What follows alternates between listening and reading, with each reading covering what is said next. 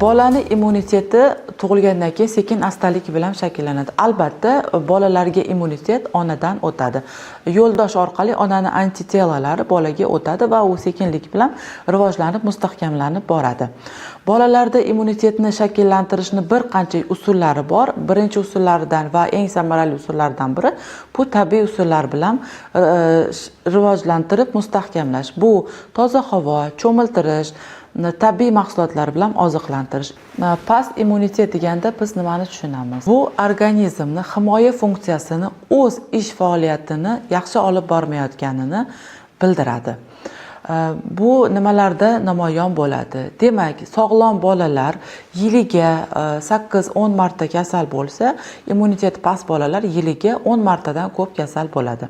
Va kasal bo'lgandan keyin sog'lom bolalar 3-4 kun yoki uzog'i 7 kunda tuzalib ketsa, bunday bolalar 15-20 kungacha kasallik bilan kurashib boradi. Tanada tez-tez yiringli jarayonlar paydo bo'lishi, ya'ni furunkul, abses shunga o'xshagan holatlarni tez-tez uchrab turishi immunitetni pastligidan dalolat beradi. Doimiy charchoq. Inson qancha ko'p uxlasa ham o'zini doimiy charchagan yoki qandaydir ish qilgandek his qilishi mumkin. Bolalarda bo'lsa, sekin palpatsiya qilib ko'rganda ba'zi bir tanani joylarida limfa tugurlari doimiy ravishda shishgan holatda bo'lishi, bu ham immunitet zaifligidan dalolat bo'ladi.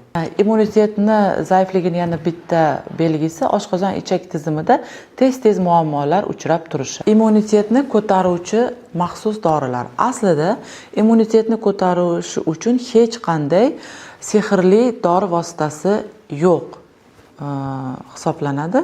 Immunitetni ko'tarishni eng samarali yo'llari bu tabiiy yo'llar.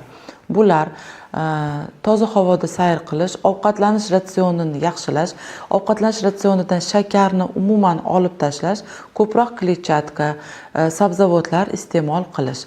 Immunitetni ko'tarish maqsadida turli xil beriladigan ba'zi bir dori vositalari insonga boshqachasiga zararli tomonlarga ishlashi mumkin. Ya'ni allergiya chaqirishi mumkin, terisidagi o'zgarishlar bo'lishi mumkin, ishtahasini pasaytirishi mumkin, qusish bilan, zaharlanish bilan belgilanishi mumkin. Immunitetni ko'tarish uchun universal dori vositasi yo'q. Aslida mana shunaqa dorilar insonga berilganda o'zboshimchalik bilan bilib bilmas o'z-o'zini davolash usuli bilan berilganda bunaqa dorilar qarshi ko'rsatma, qarshilik tomondan ishlashi mumkin. Immunitetni ko'taruvchi dorilarni aslida kompleks terapiyada berilardi. Boshqa dorilar bilan birgalikda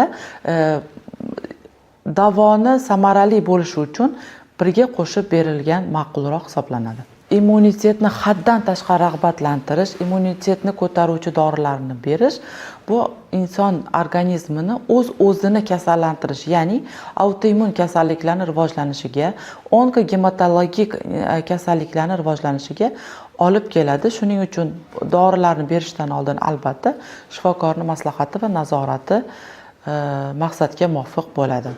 Har qanday immunostimulyatorlar albatta qat'iyan qon tahlillari, analizlarga asoslangan holda va shifokor, immunolog, infeksionist tomonidan berilgani maqsadga muvofiq va u tomonidan berilishi talab qilinishi kerak.